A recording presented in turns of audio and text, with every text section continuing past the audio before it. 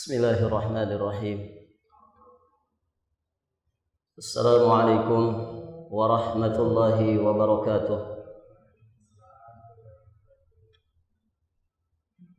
Innal hamdalillah shalli wa usallimu ala Rasulillah Muhammad ibn Abdullah wa ala alihi wa ashabihi wa mawalah.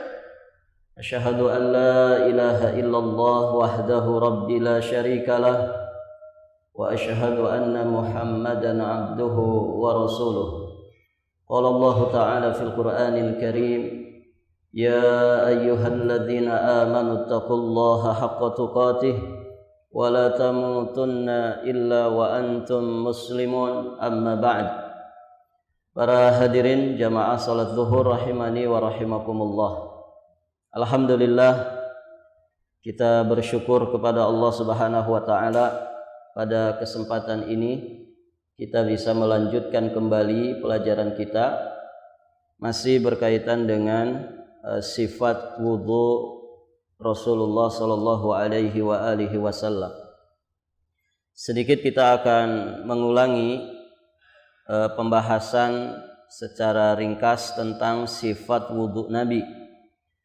Yang pertama, jelas sekali di dalam wudu kita mesti memasang niat di dalam hati kita dengan tujuan untuk mengangkat hadas kecil. Kemudian disunnahkan sebelum memulai wudu kita bersiwak terlebih dahulu. Selanjutnya membaca basmalah. Kemudian mencuci kedua telapak tangan 3 kali, ya, dengan menyela-nyela jari jemari kedua tangan kita. Setelah itu para jamaah sekalian, kita berkumur-kumur 3 kali sekaligus dengan menghirup air ke hidung dan juga mengeluarkannya. Ini satu paket, ya, dengan telapak tangan kanan. Jadi satu cidukan air dengan telapak tangan kanan kita digunakan untuk berkumur-kumur sekaligus menghirup air ke hidung.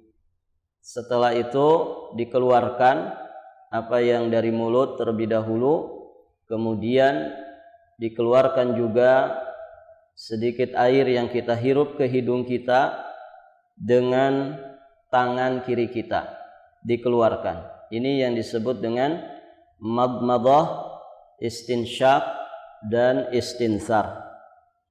Berikutnya para jamaah yang dirahmati Allah, kita membasuh wajah kita 3 kali dengan batasan-batasan yang sudah kita pernah sampaikan.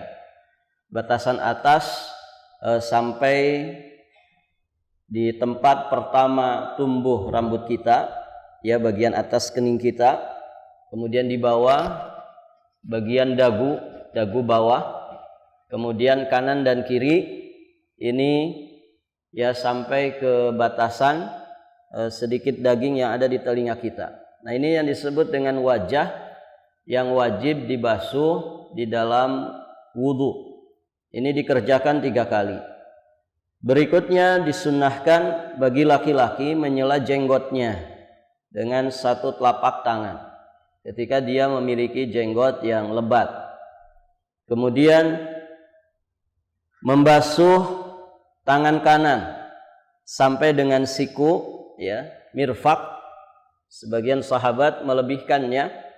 Ini dilakukan 3 kali dengan menyela jari jemari. Kemudian setelah itu yang sebelah kiri dilakukan 3 kali seperti apa yang dilakukan ke tangan sebelah kanan kita. Setelah itu para jamaah yang dirahmati Allah, mengusap seluruh kepala. Ini dilakukan 1 kali saja, 1 paket dengan membasuh telinga. Dan sudah kita sampaikan kaifiatnya atau tata caranya, yakni bada'a bi muqaddami ra'sihi. Dimulai dari bagian depan kepalanya, dari sini para jamaah, kemudian dijalankan ke bagian belakang, yakni bagian tengkuknya, untuk kemudian dikembalikan ke depan.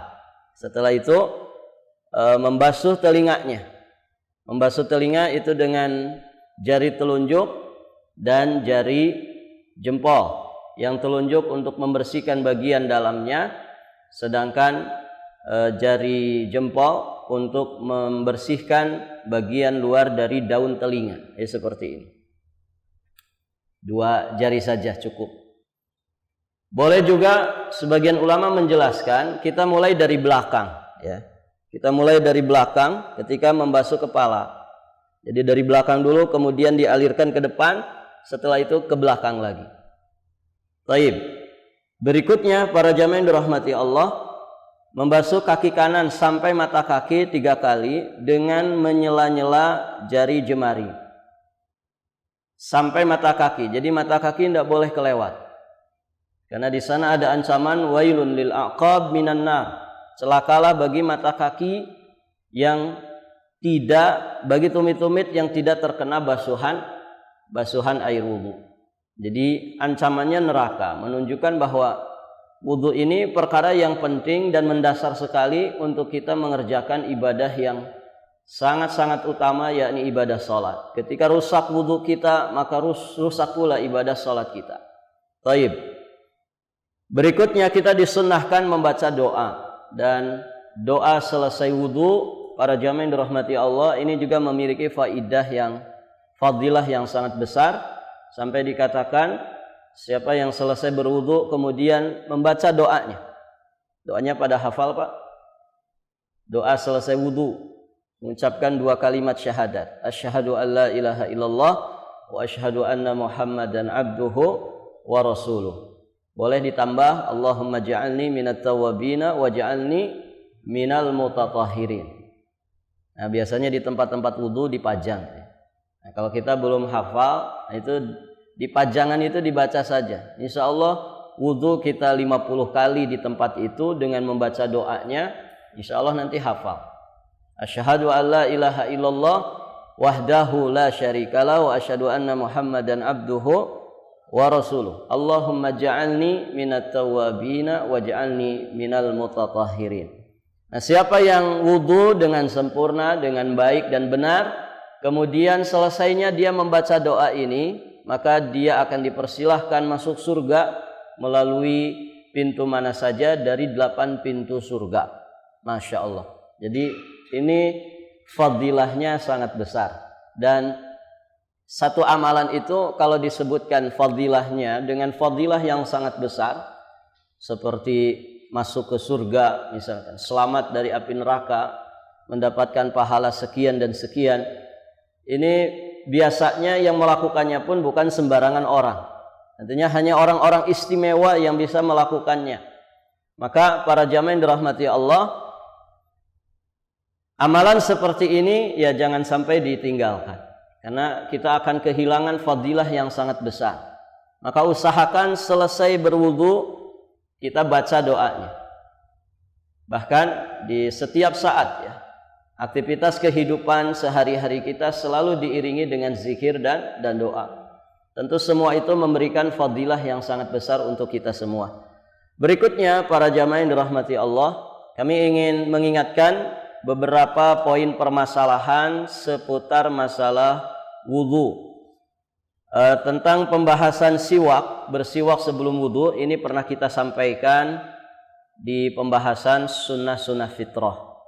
Poin berikutnya yang harus kita pahami, di dalam berwudu itu ada sunnah untuk melakukan ad-dalk. Ad-dalk yang dimaksud adalah menggosok-gosok anggota wudu. Jadi meletakkan tangan yang telah dibasahi yang dipakai untuk menggosok atau membasuh anggota wudu.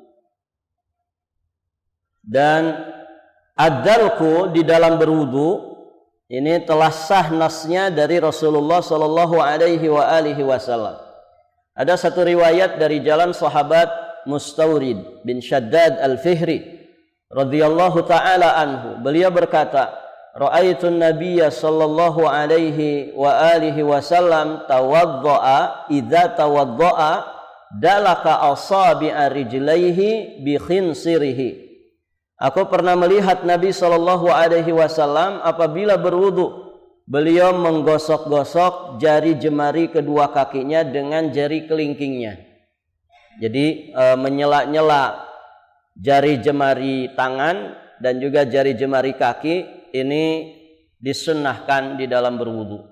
Ya, sehingga para jamaah yang dirahmati Allah, kotoran yang sangat rawan berada di lipatan-lipatan tubuh kita ini benar-benar akan bersih. Ya. Ini jari jemari ini kan rawan terkena kotoran. Ya, sela-selanya, termasuk sela jari jemari dari kaki kita. Kemudian Abdullah bin Zaid radhiyallahu taala anhu juga mengatakan, anna Nabiy sallallahu alaihi wasallam tawaddaa faja'ala yaqulu hakadha, yakni yadluk, bahwa Nabi sallallahu alaihi wasallam berwudu kemudian beliau melakukan seperti ini, yakni menggosok. Jadi digosok sehingga tidak sekedar basah begitu ya. Jadi wudu itu yang penting basah semua anggota wudunya, enggak.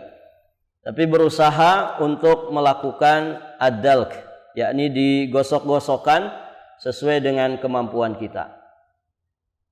Kemudian para jamaah yang dirahmati Allah, poin yang harus diperhatikan di dalam masalah wudu adalah hemat dan tidak boros di dalam penggunaan air. Ini insya Allah disepakati bersama bahwa namanya air adalah amanah dari Allah Subhanahu wa taala. Kita hendaknya menggunakan air sesuai dengan keperluan kita, tidak memubazirkan, memboros-boroskan air. Terlebih di Balikpapan ya. Air itu beli atau gratis, Pak? Di Balikpapan air beli atau gratis? Beli, gitu ya. Kita bayar membeli air. Barakallahu fikum. Kalaupun gratisan, artinya Allah memberikannya tanpa kita mengeluarkan biaya, ya seperti di sebagian daerah ya. Bikin sumur, airnya jernih, airnya bagus, berkualitas, ya. Tidak usah pakai biaya, begitu ya. Cukup biaya di awal bikin sumur. Nah, kalau di Balikpapan kan agak rawan ya bikin sumur bor. Ya, nanti yang keluar malah gas atau lumpur. Nah, ini kan bahaya. Baik para jamaah yang dirahmati Allah. Dan kalaupun harus bikin, ya ada prosedur perizinan, begitu ya. Nah, para jamaah kalaupun gratis, maka tentu permasalahan ini tetap dipraktekkan, diamalkan. Berhemat, tidak boros menggunakan air, karena air itu amanah dari Allah. Para jamaah yang dirahmati Allah, di sebagian negara yang kekeringan, tidak ada air, mereka sangat butuh sekali air. Di kita terkadang air itu dimubazirkan. Contoh ya, kadang ini terjadi di masjid-masjid. Ada pengajian, majelis taklim, kemudian dibagi-bagi aqua, ya, aqua semacam ini atau air kemasan yang mungkin diminumnya cuma 1 kenyotan, 2 kenyotan, 1 sedotan, 2 sedotan. Nanti 3/4 dari air mineral itu masih tersisa. Kemudian terhambur-hambur begitu saja. Nas'alullah al-afwa wal afiyah wassalam. Maka ini mohon diperhatikan para jamaah. Ya walaupun mungkin nilainya murah begitu ya. 1 air kemasan 1.000, 2.000. Tapi bagi sebagian orang ini perkara berharga sekali. Ya. Maka hati-hati, innal mubadzirin kanu ikhwana syayatin. Sesungguhnya para pelaku mubadzir itu teman-temannya setan. Mubadzir, para jamaah yang dirahmati Allah, ini perbuatan yang haram. Maka ya bagi para panitia pengajian atau mungkin bagi DKM masjid, kalaupun ketika taklim menyediakan air, ya air yang sekiranya sekali minum habis. Kan ada yang kemasan yang kecil sekali itu ya. Kalau itu insya Allah Pak habis, begitu. Karena sedikit saja. Tapi kalau yang mineral agak besar, kemasan seperti gelas, ini sering tidak dihabiskan oleh jamaah. Dan kalau sudah seperti itu biasanya dibuang. Nah, ini juga mubadzir. Maka para jamaah yang dirahmati Allah dalam segala hal ya, tidak mesti dalam masalah air. Dalam segala hal kita semestinya menggunakan segala sesuatu sesuai dengan kebutuhan kita. Nah, lebih-lebih dalam urusan ibadah ini, dalam urusan wudu, kita perhatikan bagaimana Rasulullah Shallallahu Alaihi Wasallam menggunakan air untuk wudu, yang mungkin kalau kita lihat untuk saat ini sepertinya jarang ada yang mempraktekannya. Barakallahu fikum. Ada satu riwayat dari Anas bin Malik radhiyallahu taala anhu. Beliau berkata, "Kana an-nabiyyu sallallahu alaihi wa alihi wasallam yaghsil aw kana yagtasilu bis-sa' ila khamsati amdad wa yatawadda bil mud." Nabi sallallahu alaihi wasallam biasa mandi dengan menggunakan 1 sa' sampai 5 mud air. Jadi Nabi kalau mandi menggunakan 1 sa'. 1 sa' itu 4 mud. Ya, 1 mud itu seperti ini. Jadi kalau kita nyiduk air dengan 2 telapak tangan kita, ini 1 mud. Nah, 1 sa' itu 4 mud. Apalagi yang ukurannya 1 sa'. Dalam Islam yang ukurannya 1 sa', selain air untuk mandinya Rasul, apalagi? Zakat fitri, ya kan? Zakat fitri di penghujung dari Ramadan itu 1 sa' makanan pokok. Jadi beras kalau diciduk 4 kali cidukan seperti ini, itu namanya 1 sa', atau gandum atau yang semisal dengan itu dari makanan-makanan pokok. Nah, para jamaah yang dirahmati Allah, demikian pula dalam mandi, Nabi menggunakan 1 sa' air saja. 1 sa' air. Taruhlah gitu ya. Kalau 1 mudnya itu 1 liter. Ya. Kalau 1 mudnya itu 1 liter, sepertinya tidak masuk 1 liter. Kita genapkan saja 1 liter. Berarti 1 sa' hanya dengan 4 liter. Sama dengan 4 liter. Nabi mandi dengan 4 liter air saja. Kebayang nggak, Pak? Kalau kita belum sampo-nya, belum sabunnya, belum gosok giginya, itu bisa 1 bak besar. Ya.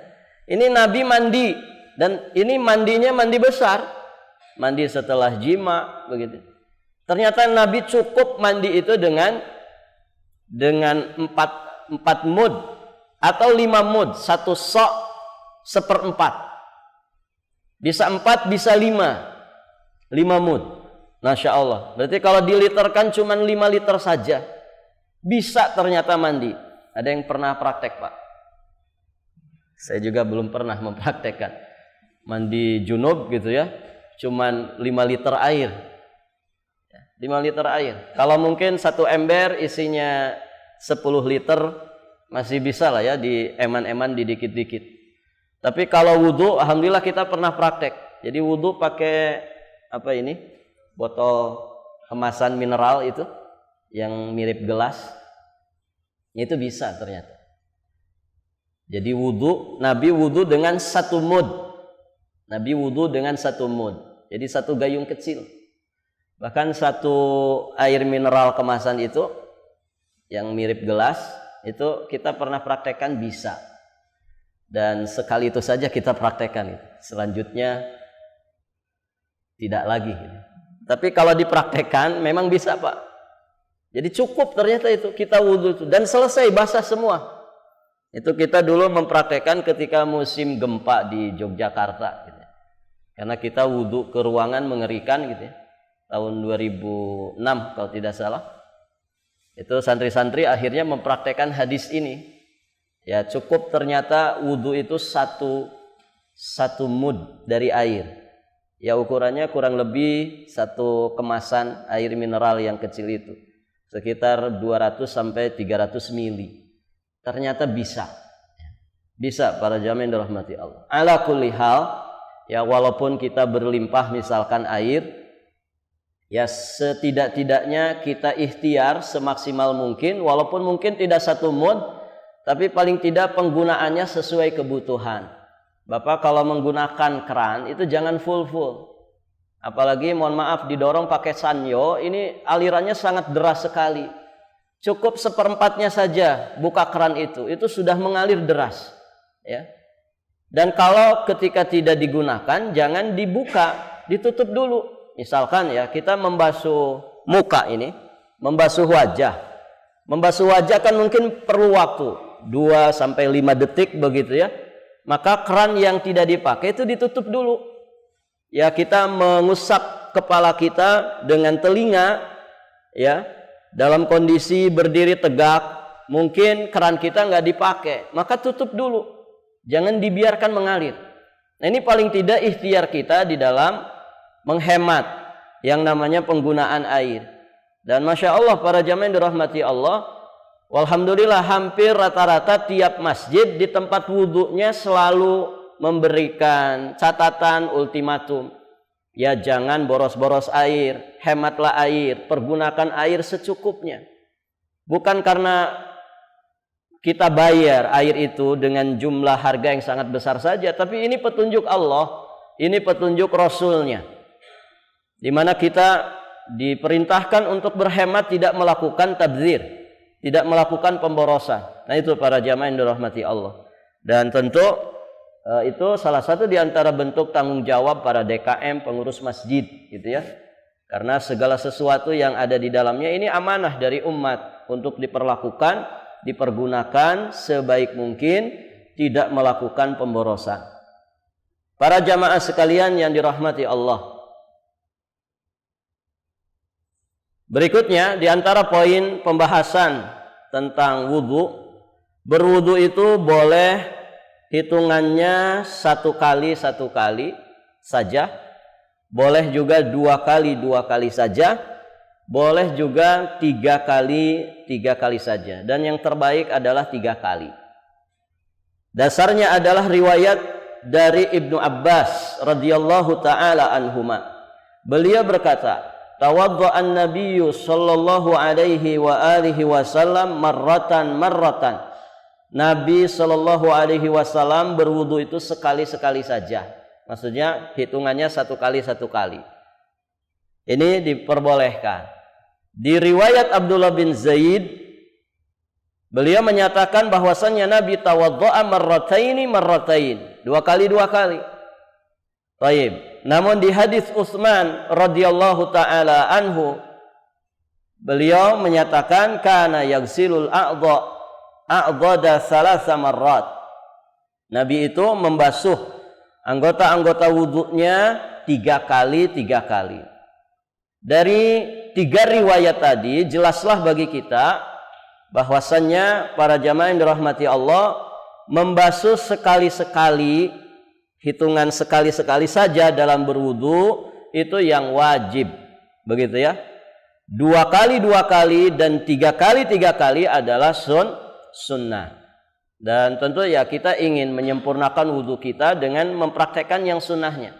Walhamdulillah kita rata-rata mengamalkan yang 3 kali 3 kali. Namun dalam kondisi situasi tertentu mungkin ada sikon yang mendesak kita untuk segera di dalam berwudu begitu. Maka boleh, bisa kita mengamalkan yang 1 kali basuhan saja. Jadi semuanya 1 kali begitu, 1 kali basuhan.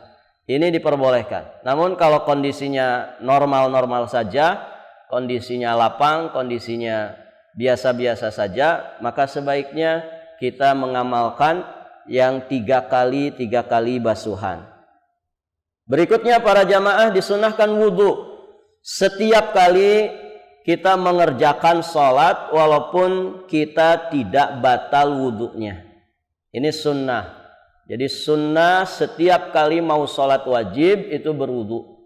Misalkan ya sholat yang paling pendek waktunya, jarak waktunya paling pendek, satu sholat dengan sholat berikutnya, sholat apa? Maghrib ke isya misalkan. Bapak misalkan di waktu mengerjakan sholat maghrib, selesai sholat maghrib tidak beranjak dari masjid. Kemudian datang waktu sholat isya, dikumandangkan azan. Taib, kita belum batal wudhu kita. Boleh nggak kita sholat isya dengan wudhunya sholat maghrib? Boleh, kalau belum batal. Namun di sana ada sunnah, mengulang wudhu setiap kali mau sholat. Berarti bapak berwudhu lagi walaupun belum batal. Nah ini sunnah. Jika kita mengamalkannya karena Allah, kita dapat pahala di situ. Taib, para jamaah yang dirahmati Allah. Dasarnya adalah riwayat sahih. Di dalam Sahih Al-Bukhari disebutkan Kana Nabi sallallahu alaihi wa alihi wasallam. Anas bin Malik mengatakan, Nabi sallallahu alaihi wasallam yatawadda inda kulli salatin. Yatawaddau inda kulli salatin. Kata Anas bin Malik ini pernah membersamai Nabi sebagai khadimnya, sebagai pelayannya 10 tahun. Jadi beliau yang menyediakan air wudhunya Nabi, menyediakan segala keperluan Nabi. Maka beliau menyatakan, Nabi sallallahu alaihi wasallam yatawadda inda kulli salatin. Nabi berwudu setiap kali mau melakukan salat. Kemudian, qultu kaifa kuntum tasna'un? Perawi hadis ini bertanya kepada para sahabat, dan kalian bagaimana cara melakukannya? Maka Anas bin Malik menjawab, biasanya kami cukup melakukan sekali wudu untuk beberapa kali salat selama kami belum berhadas. Artinya pada dasarnya selama belum berhadas, selama wudhu kita tidak batal, maka selama itu pula kita boleh menggunakannya untuk sholat. Bapak punya wudhu sholat subuh, belum batal sampai jam 8 pagi, kemudian Bapak ingin sholat duha, boleh menggunakan wudhu yang dipakai sholat subuh untuk sholat duha di jam 8 selama belum batal. Namun kebiasaan Nabi yang sering dilakukan Nabi, setiap kali mau sholat beliau mengulang wudhunya. Kemudian terakhir para jamaah yang dirahmati Allah, tentang mengusap atau mengelap basuhan wudhu ketika selesai berwudhu, baik dengan sapu tangan, dengan handuk, atau yang sejenis dengan itu. Bagaimana hukum masalah ini? Barakallahu fiikum. Kesimpulan dari pembahasan ini, para ulama menyatakan diperbolehkan menyeka, mengelap anggota tubuh selesai kita berwudu. Dan di antara yang membolehkannya dari kalangan salafun saleh adalah Utsman bin Affan, Hasan bin Ali, Anas bin Malik, Al-Imam Al-Hasanul Basri, Imam Ibn Sirin, Imam Asy-Sya'bi, Imam Sufyan Ats-Tsauri, dan ini riwayat dari Abdullah bin Umar radhiyallahu taala anhum. Dan pendapat ini pula yang dipegang di dalam madhab Abu Hanifah, madhab Imam Malik dan juga Imam Ahmad. Kemudian satu riwayat dari madhab Syafi'iyah. Dalil bolehnya masalah ini ada di riwayat Aisyah radhiyallahu taala anha. Kana li Rasulillah sallallahu alaihi wasallam hirqatun yunashifu biha ba'dal wudu. Rasulullah sallallahu alaihi wasallam beliau memiliki handuk yang biasa dipakai untuk menyeka setelah beliau berwudu. Ibunda Aisyah itu istrinya Nabi, ya paling paham kebiasaan yang dilakukan Nabi. Beliau di sini menyatakan Nabi sampai punya handuk khusus yang biasa beliau gunakan untuk menyeka ya anggota wudhunya selesai beliau berwudhu. Maka dari sini para jamaah yang dirahmati Allah, diperbolehkan. Ustaz, kalau dibiarkan bagaimana? Boleh, dibiarkan boleh. Mau diseka, dielap pakai handuk juga tidak mengapa. Makanya Imam At-Tirmidzi rahimahullahu taala mengatakan, sejumlah kalangan ahlul ilmi dan juga para sahabat Nabi sallallahu alaihi wasallam dan juga orang-orang setelah mereka memperbolehkan memakai handuk selesai dari berwudu, ya. Adapun sebagian orang yang memakruhkannya, ya, mereka beralasan ya bahwa katanya itu semua nanti akan ditimbang di yaumul qiyamah. Ala kulli hal, jadi mengusap basuhan wudu pakai handuk ini tidak memadharati wudu, juga tidak mengapa, diperbolehkan. Demikian para jamaah yang dirahmati Allah. Saya kira kita cukupkan sampai di sini pelajaran kita. Insyaallah nanti di pembahasan berikutnya kita akan membahas tentang pembatal wudu. Semoga apa yang disampaikan bermanfaat, menjadi ilmu nafi bagi kita semua. Apa yang baik semoga Allah memberikan kekuatan kepada kita untuk mengamalkan dan mempraktekannya, dan apa yang buruk semoga Allah memberi kekuatan kepada kita untuk meninggalkannya. Barakallahu fiikum. Kita cukupkan sampai di sini. Kita tutup dengan doa kafaratul majlis. Subhanakallahumma bihamdik asyhadu an la ilaha illa anta astaghfiruka wa atubu ilaik. Wassalamualaikum warahmatullahi wabarakatuh.